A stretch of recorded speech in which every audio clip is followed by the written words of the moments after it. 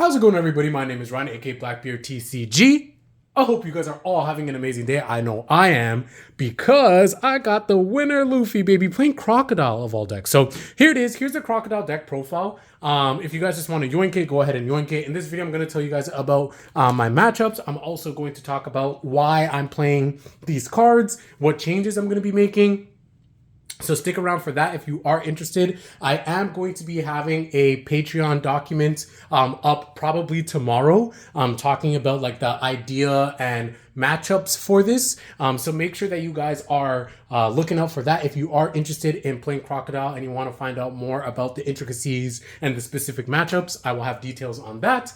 I do have another tournament that's coming up this weekend, and it is going to be a box tournament. So first place gets a whole box. Who knows, that box can have manga shanks in it.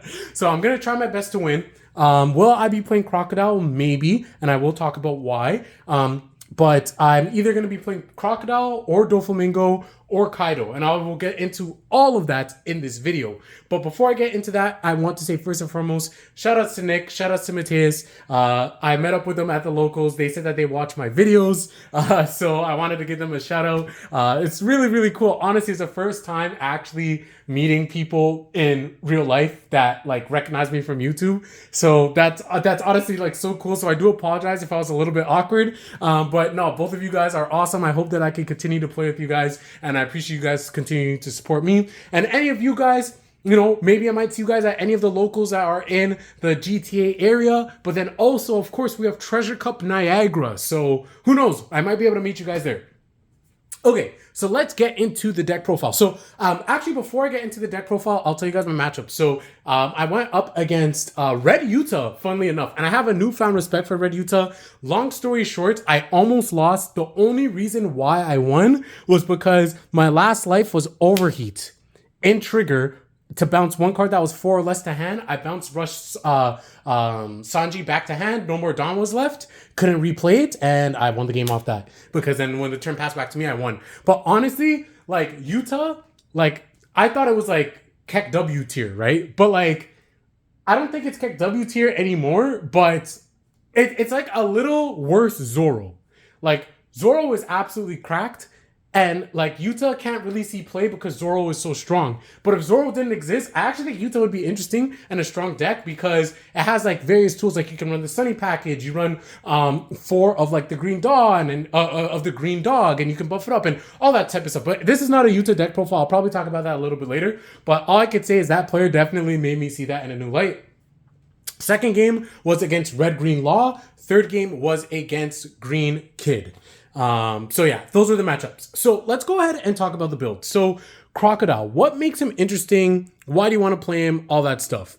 So the thing about Crocodile is that you have a free bounce, right? You have a bounce that's going to be able to bounce absolutely any blocker that's in the game right now. And that in itself has a lot of value. So whether it's the chump blockers, whether it's a killer, whether it's a chopper, whether it is a queen, whether it is a Trafalgar Law, all of these things can be bounced by Crocodile. And that's typically what you're going to use it on. Now, if you are going up against green, and again, I'll have a huge document on my Patreon once that is created, talking about matchup specifics, but I just want to give you guys a little bit more of an idea. Obviously, green is going to play a little bit more different when they're facing you, just because they might not want to just drop their Basil Hawkins like raw just like that, because you could just bounce it back up to their hand and they just committed 5 Dawn for like no reason, and then now you're able to like interact with him again right before he can actually take value because of summoning sickness. So those are things to keep in mind. And so that's why for me, as I was playtesting Crocodile, I realized that he never really had too many terrible matchups. I feel like every single matchup is winnable. But if I had to say the most difficult matchup or the most difficult thing for blue in general in set 1 is getting over 8 cost Kid. And I will say that you definitely want to have your Mihawks in order to do that. So let's run through the list now that I talked to you guys about why Crocodile, the idea behind him. So your big beaters, we're running 3 copies of Dracula Mihawk, 4 copies of Don Quixote Doflamingo, 3 copies of SR Crocodile. I seen people pulling this. I was watching people's pull videos and people pulling this and they're like, oh, this card's shit, or oh, this card's not that good. I wish I got another SR. And I'm just like, oh my God, like this card is so good. Like, I don't know if people like didn't read this, but like this card is cracked. Okay, so first and foremost, it has counter. Like that alone is already really good because it's 7,000, it's 7 cost, 7,000 power, and it has counter. Your Doflamingo doesn't have counter, your Mihawk doesn't have counter. So if you are in a pinch, you can go ahead and use it for counter. Now, where this becomes powerful is because with 1 Dawn, you can use your events for 1 less cost. Meaning, your Overheat is now 1, your Love Beam is now 1. This is very, very strong, okay guys? Like it is very, very strong. And it has Banish, which is huge when you're going up against red because you don't want to add extra cards to red's hand most of the time. And this is really, really good when you're trying to threaten lethal. This card's amazing, especially because you're going to swing with this. Obviously, they're going to try their best to like use resources to like not get hit by the Banish. So they're going to get resources out of their hand no matter what. Obviously, you want to try to get rid of their blocker, whether it's like bouncing it or whether it's using any of your other tools. But like, I don't know. I feel like this card is very slept on, and Crocodile is like, and specifically this Crocodile, like if you're not running this Crocodile, then I don't know. Like, I think it's an amazing card. Then we are also running 2 Virgo. Now, these 2 Virgos are placeholders. It did see play for me today, and it did put in a little bit of work, but I will be replacing both of these with 2 copies of Promo Trafalgar Law. Now, this card is absolutely cracked. I think that this card will basically allow Crocodile to really compete with some of the other top decks. Now, why do I say that? So the reason for that is it has the same amount of power, right? But it has 1 more cost. But why is it good? So on play, if your opponent has 6 or more cards in their hand, they automatically add 1 life to their hand. Like it's just instant. You just hit them for 1 life.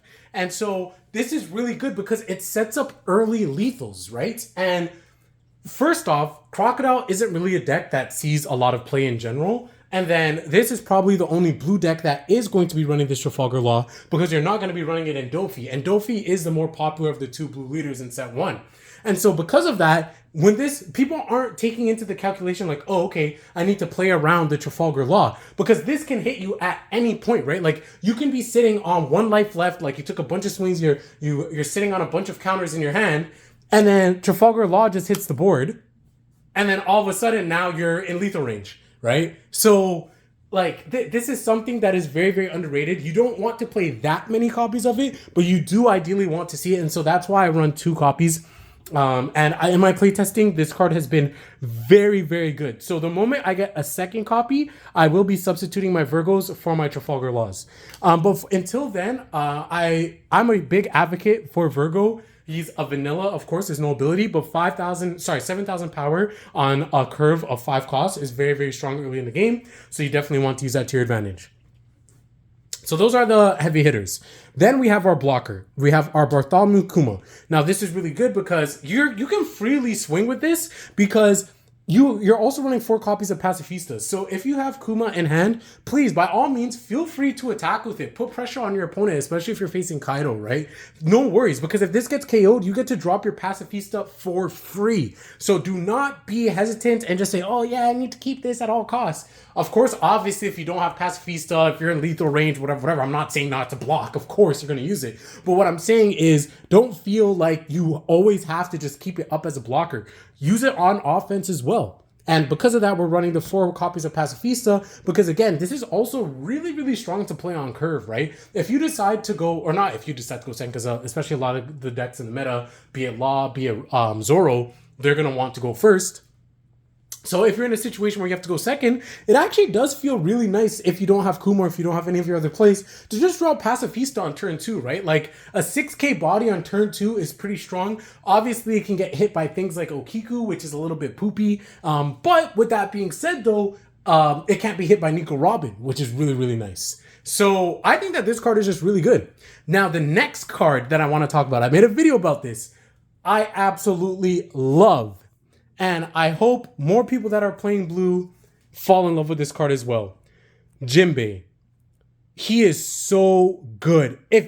There's no better feeling than getting Jinbei on trigger and just spinning something to the bottom of the deck. It is so satisfying. So if you guys don't know what he does, on play, once he hits the floor, once he hits the board, he can return one card with a cost of 3. Wait, let me try to focus. One cost of 3 or less to the bottom of the owner's deck.